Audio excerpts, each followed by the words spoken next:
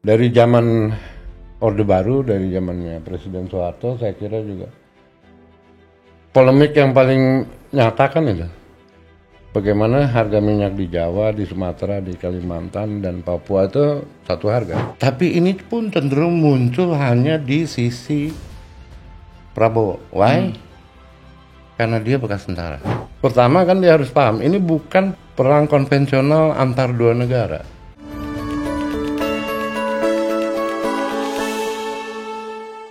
Pemirsa Main TV yang budiman, tamu saya kali ini Pak Rene Pativrajawani. Saya manggilnya Mas Rene aja. Kita sengaja ngundang beliau karena kita lagi mau membicarakan soal geopolitik, geoekonomi, dan geostrategi terkait dengan Pilpres 2024. Mas Rene, kalau kita melihat tentang tantangan ke depan ya, terkait dengan persoalan-persoalan yang menyangkut isu-isu global itu, apa sebenarnya yang paling relevan dan terkait dengan soal Indonesia?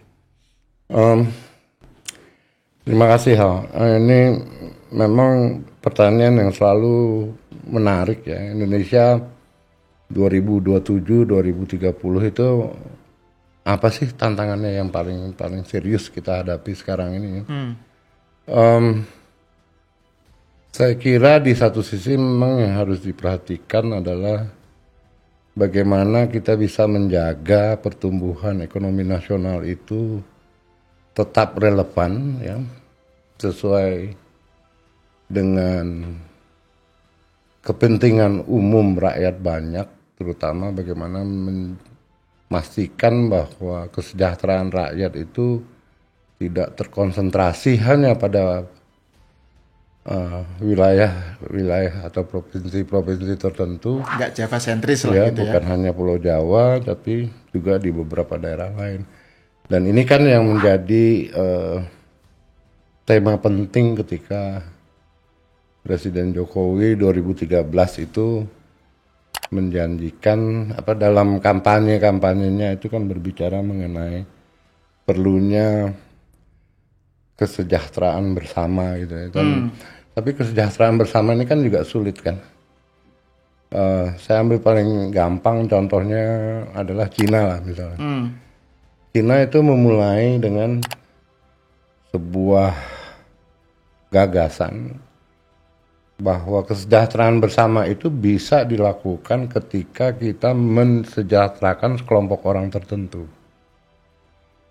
Menjadikan kaya orang tertentu supaya dia bisa menarik orang banyak ikut di dalam ini. Oke. Ya. Di kita itu problemnya adalah ada upaya itu dilakukan oleh banyak pengusaha, pengusaha nasional lah ya sebutnya. Cuman kan masih konsentrasinya pada profit, dia bukan berkonsentrasi kepada kepentingan orang banyak. Dan ini kan memerlukan sebuah komando yang ketat gitu ya. Karena Cina lebih mudah karena cuma satu partai. Di Indonesia kita harus bicara dengan sekian belas partai gitu. Nah ini kan tidak gampang karena akhirnya terus harus menimbulkan kompromi-kompromi yang kadang-kadang melupakan inti dari persoalan kita bersama itu. Dari zaman Orde Baru, dari zamannya Presiden Soeharto, saya kira juga polemik yang paling nyata kan itu. Bagaimana harga minyak di Jawa, di Sumatera, di Kalimantan, dan Papua itu satu harga. Ini. Kita suka lupa bahwa Indonesia itu terbagi atas 3 zona waktu kan. Dan 3 zona waktu itu juga terkendala oleh infrastruktur transportasi yang tidak memadai. Pertanyaannya gampang kan? Apakah kita memerlukan tol laut atau kita memerlukan tol udara? Yang mana yang mau kita dahulukan? Nah sementara kita kan selalu lupa untuk belajar dan memperhatikan perkembangan sejarah yang namanya Nusantara ini dulu ada di zaman Belanda ya, sebelum pada masa-masa mendekati abad ke-20 itu, Belanda mempunyai sebuah sistem pelayaran yang dilayani oleh KPM dulu, ingat ya. Saya punya bukunya nih. Buku itu diterbitkan tahun 1906. Kapal ini berlayar dari kota ke kota di pesisir pantai seluruh Indonesia.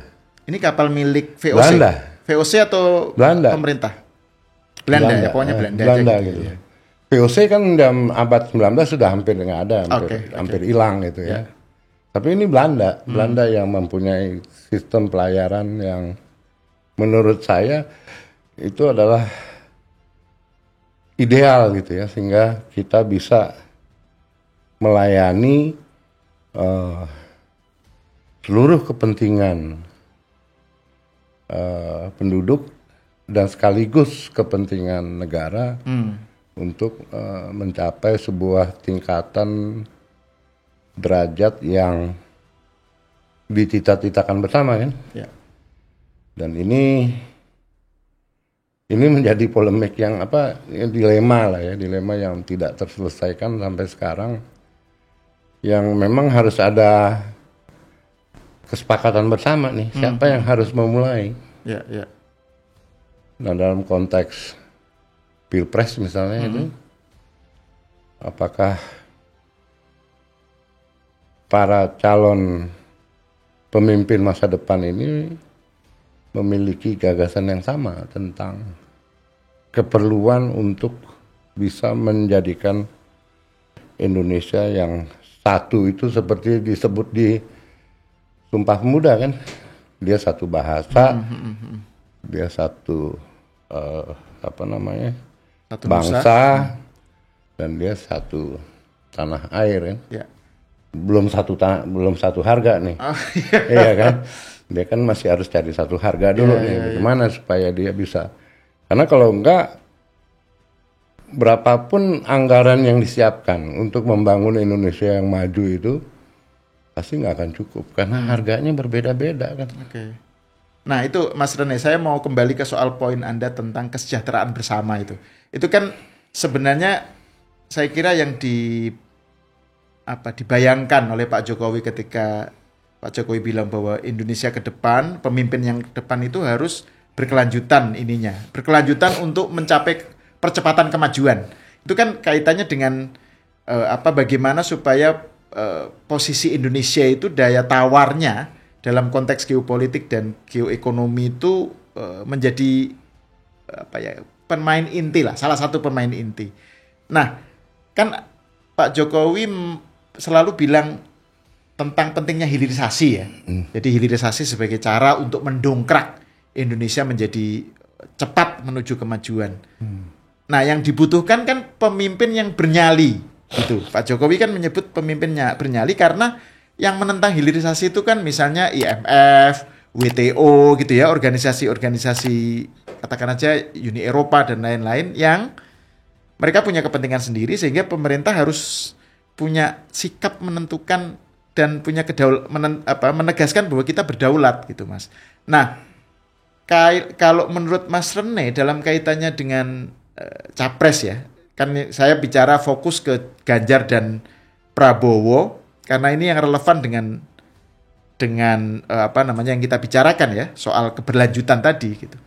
Selain juga karena Anies kan dari segi elektabilitas kan kelihatannya agak susah lah untuk diangkat. Ya memang karena kalau kita bicara hilirisasi gitu ya, yang menentang itu kan bukan hanya luar negeri, tapi dalam negeri kan juga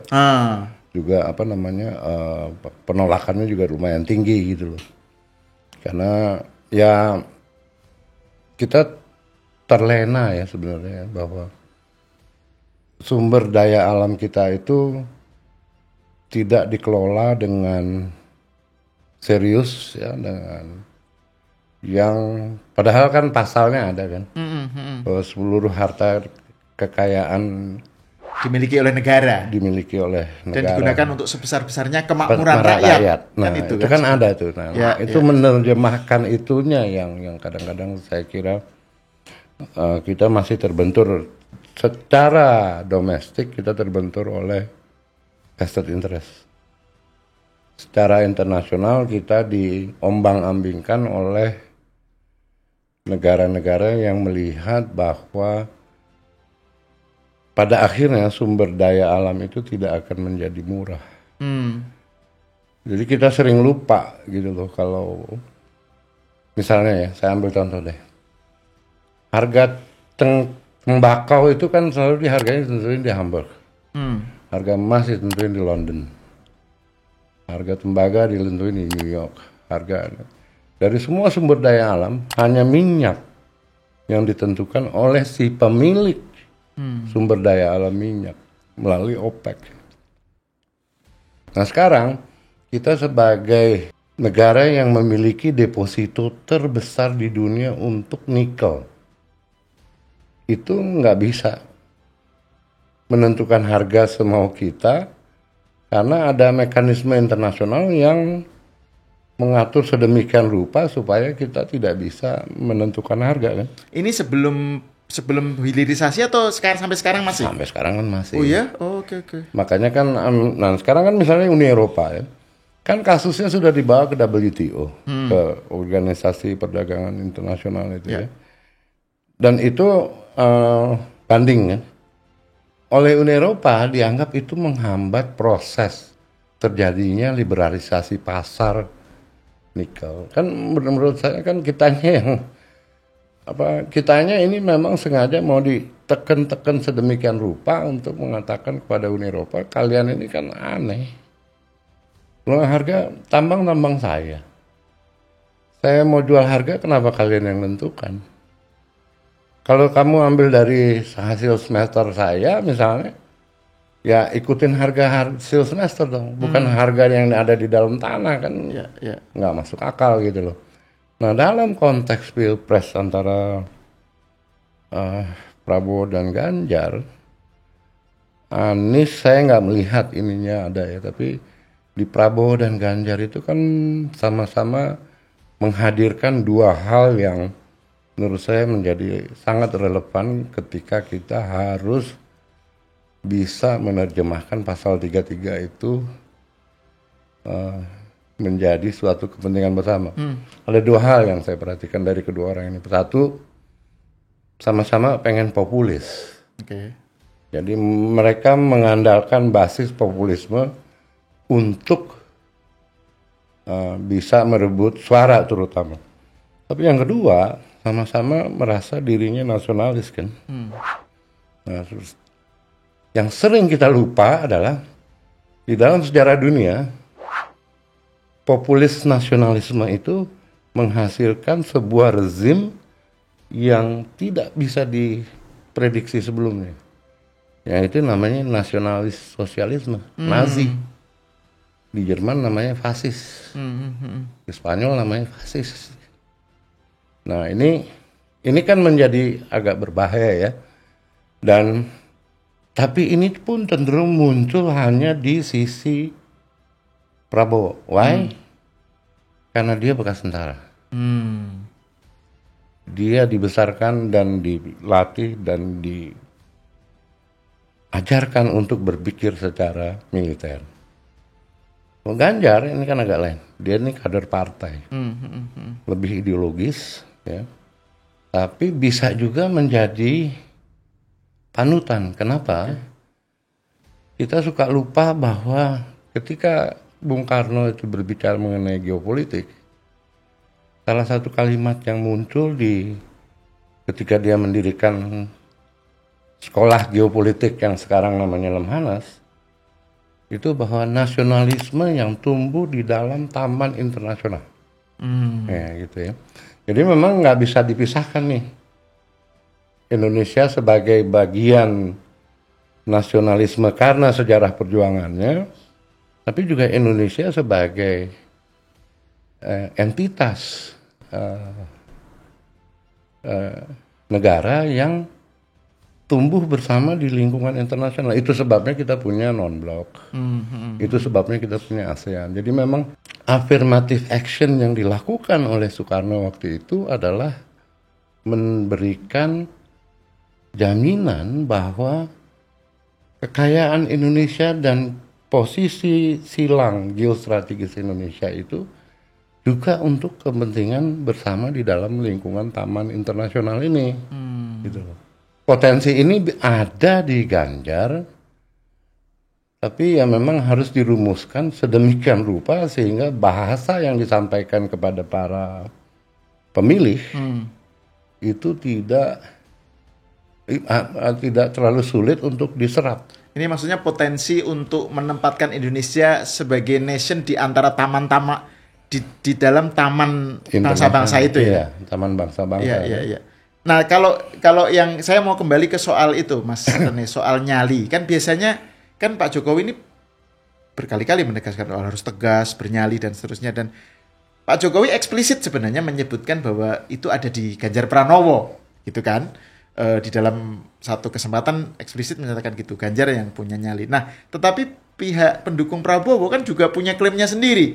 Jadi yang nyali itu adalah yang tegas seperti pokoknya yang militeristik. Prabowo punya image ketegasan karena backgroundnya militer. Nah, dalam konteks geopolitik dan geoekonomi yang seperti yang situasi yang sekarang, Mas, itu nyali itu apa niscaya terkait dengan kemiliteran? Kalau Mas ini tadi tuh berani melawan WTO, berani melawan IMF, Uni Eropa kayak gitu-gitu itu. Ya. Pak Jokowi bukan militer, dia punya nyali gitu. Oh iyalah, memang. Tapi kan artinya gini loh, nyali itu kan bukan hanya sekedar bahwa dia berani menyatakan ini, tapi cara pandang kita terhadap isu-isu domestik dan internasional itu kan harus bisa diterima oleh semua pihak kan. Nggak bisa hanya segelintir orang aja yang bisa menerima, tapi harus bisa diterima oleh sebuah pihak. Ini yang sering kali saya kira, dan itu muncul terus ya, di ASEAN muncul, di G20 kemarin di Bali muncul gitu ya. Bagaimana menyamakan pandangan dan visi misalnya Indonesia tentang persoalan nikel ini gitu. Ya kan? Kenapa kok kita, dan memang agak susah juga gini, karena ini ada masalah kultur.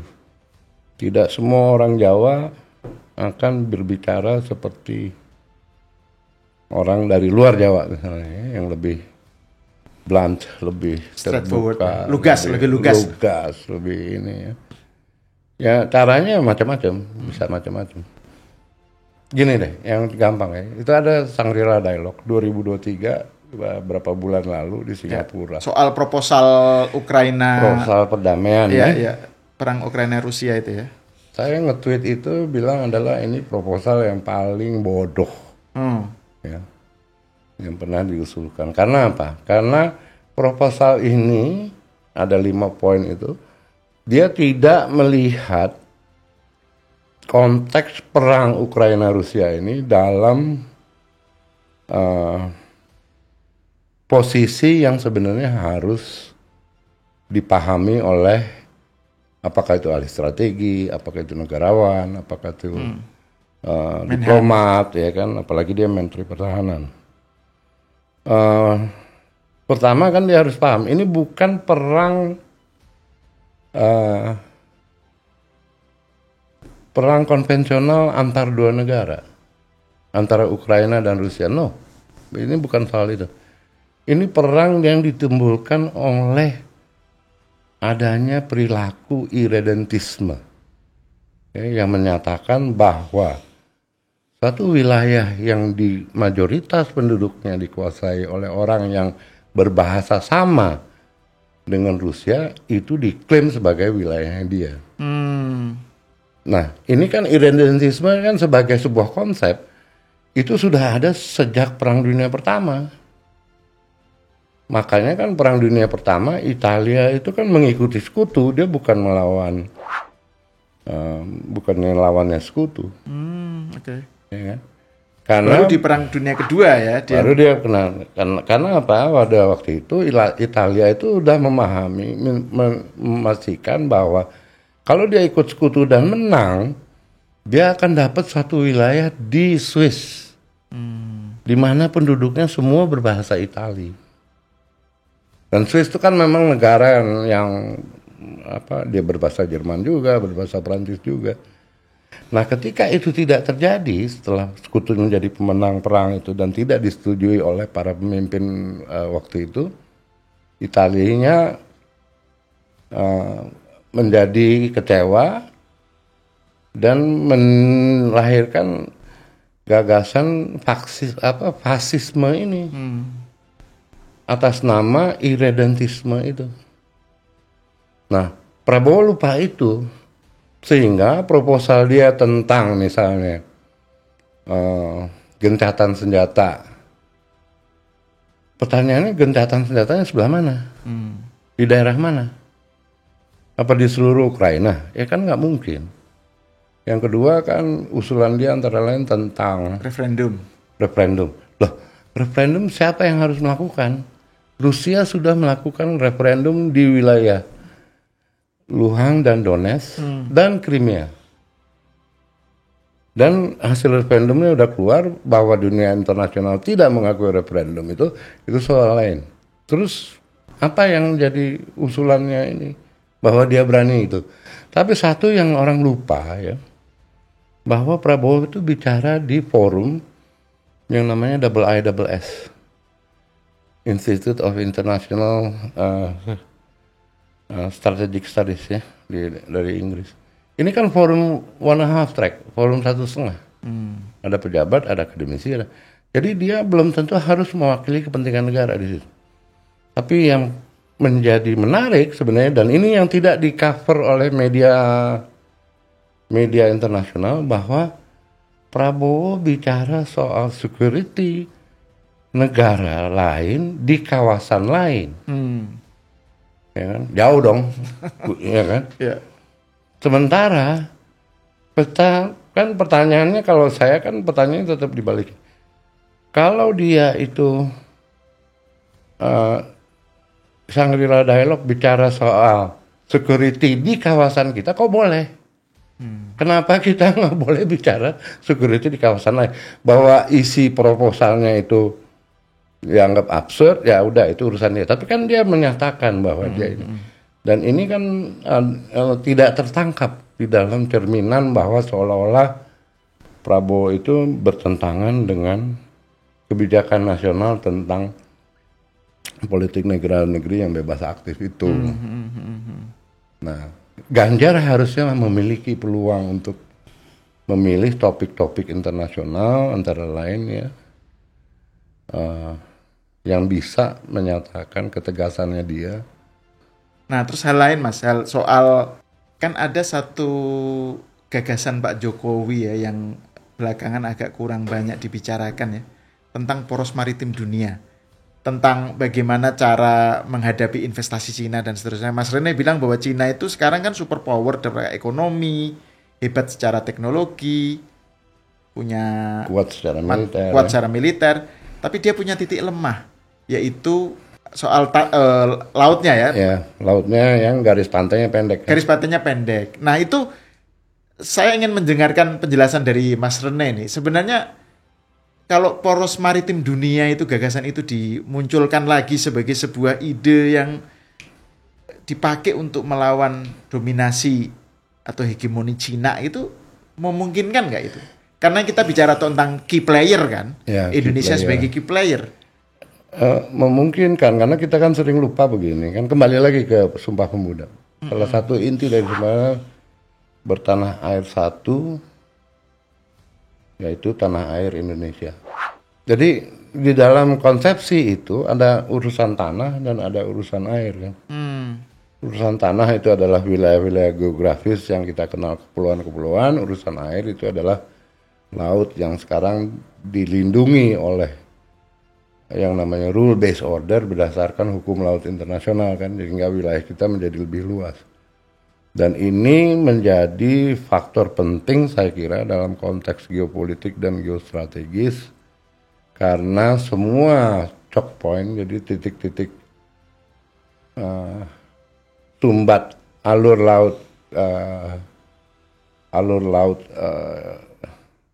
di wilayah Asia ini terkunci di Selat Malaka, Sunda, Selat Lombok, Selat Wetar ya. Dan menjadi bagian penting dari jalur perdagangan internasional. Dari dulu memang jalur itu exist seperti itu. Nah, kalau kembali melihat konsepsi poros maritim dunia ini, itu adalah gagasan sesuatu yang benar-benar sangat baru ya, yang berhasil dimunculkan oleh Presiden Jokowi, tapi tidak berhasil diimplementasikan secara konkret. Coba masuk deh ke kementerian-kementerian, coba tanya. Mereka tuh punya persepsi sendiri tentang poros maritim dunia. Atau ke Bappenas deh. Kalau kita mau bicara soal poros maritim dunia, berapa besar sih anggaran yang disediakan di dalam hasil riset Bappenas itu untuk mewujudkan poros maritim dunia ini? Padahal salah satu kunci dari poros maritim dunia itu adalah tol laut itu tadi. Bahwa Indonesia bisa terhubungi ya, sejalur laut yang lebih komprehensif. Cuma persoalannya adalah kalau kapal laut dari Jawa harus ke Papua bawa berbagai macam komoditas yang dibawa itu, kemudian pulangnya dari sana bawa apa? Ini kan yang jadi costnya lebih tinggi. Di sini negara harusnya ikut masuk gitu loh. Supaya biaya itu di covernya bisa lebih seimbang kan. Kehadiran Cina ini kan indispensable sekarang ya, inevitable lah gitu, sebagai sebuah kekuatan superpower secara ekonomi dan militer dan teknologi. Tapi kan Indonesia ini perlu ada strategi dong untuk menghadapi kekuatan baru dalam geopolitik dunia itu, Mas. Nah, strateginya kan Maksud saya kan itu kalau Mas Rene kan bilang juga bahwa Xi Jinping itu pernah menyatakan poros Jalan Sutra Maritim. Iya, itu kan menarik untuk dilihat sebagai sebuah intertekstual. Jalur sutra yang disebut jalur sutra itu kan dalam buku sejarah kan hanya daratan, bukan lautan. Nah, Xi Jinping itu ketika dia muncul itu dia sudah melihat sebenarnya bahwa kepentingan laut bagi perdagangan dan pertumbuhan ekonomi Cina itu sangat penting. Makanya dia bicara satu konsep lagi tentang bahwa jalur sutra maritim ini, jalur sutra maritim yang melewati wilayah-wilayah Indonesia, Asia Tenggara sampai ke Afrika sana ya. Dan itu pertama kali dia sampaikan tahun 2013 di depan DPR kita. Zamannya Pak SBY betul-betul. Zamannya SBY. Mungkin dia sudah tahu bahwa dan sudah membaca ada presiden baru yang sedang mempersiapkan sebuah konsepsi lain yang disebut sebagai poros maritim dunia ini.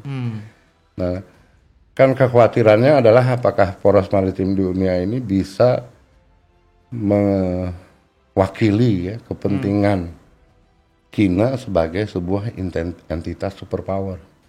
Karena kalau enggak, dia kan menghadapi apa yang disebut sebagai dilema Malaka itu. Begitu Laut Malaka tersumbat, dia kan nggak bisa kemana-mana. Kapalnya nggak bisa lewat gitu loh. Atau dia harus muter jauh lah, dan itu cost-nya menjadi lebih tinggi kan. Nah, konsepsi poros maritim dunia ini kan harus dipahami dalam konteks adanya visi baru ya tentang Indonesia maju dan Indonesia sejahtera. Gitu. Dan visi ini kan tapi tidak serta-merta dikewajantakan secara maksimal. Sehingga kita kayak kehilangan, ada roh baru yang sebenarnya memberikan harapan ya tentang peran maritim di dalam konteks Indonesia Raya ini yang jadi terlupakan ya. Karena kan yang bicara maritim dalam sejarah Indonesia kan nggak banyak. Juanda satu. Yang nomor 2 Jokowi harusnya. Ya. Ya. Dan itu sayang aja bahwa nah, tapi terus reaktualisasi poros maritim dunia di bawah dua calon yang saling bersaing ini akan menjadi seperti apa kita nggak ngerti. Tapi kalau itu adalah ex-militer, ya menjadi militeristik, ya kan? Contohnya apa? Ya pesawat terbang bekas yang muncul kan, contoh kan gampang, buat kita kan harus gampang kan untuk dipahami. Tapi kan kalau misalnya dia adalah seorang populis nasionalis seperti Ganjar, harusnya yang muncul itu adalah poros maritim itu sebagai sebuah ideologi yang memberikan nuansa baru terhadap konsepsi kita tentang the so-called Pancasila itu kan, demokrasi, nasionalisme, ya kan, kesejahteraan bersama, ya kan, kemanusiaan yang adil dan beradab, ketuhanan gitu kan. Kan susah kan membawa konteks Tuhan di dalam konteks maritim, gimana coba? Kan harus dirumuskan dengan benar gitu loh, supaya bisa diterima oleh semua orang. Dan semua orang harus paham misalnya bahwa masuknya agama-agama asing itu ya laut, nggak mungkin darat. Di Indonesia itu pasti laut. Yang masuk melalui darat semuanya ribut kan. India, Hindu, Islam, ya kan, Buddha, Cina, apalagi itu kan semua agama ya udah ditekan habis aja. Di Indonesia kan enggak, dia flourishing sesuai dengan wilayah di mana dia mendarat dari laut. Jadi mengalami kontekstualisasi. Kontekstualisasinya itu menjadi penting. Oke, Mas Rene, terima kasih atas diskusinya. Silakan diminum loh, Mas. Itu kopinya bukan pajangan, itu ada isinya betul itu. Oke, pemirsa, sampai di sini dulu. Kita bertemu lagi di episode selanjutnya.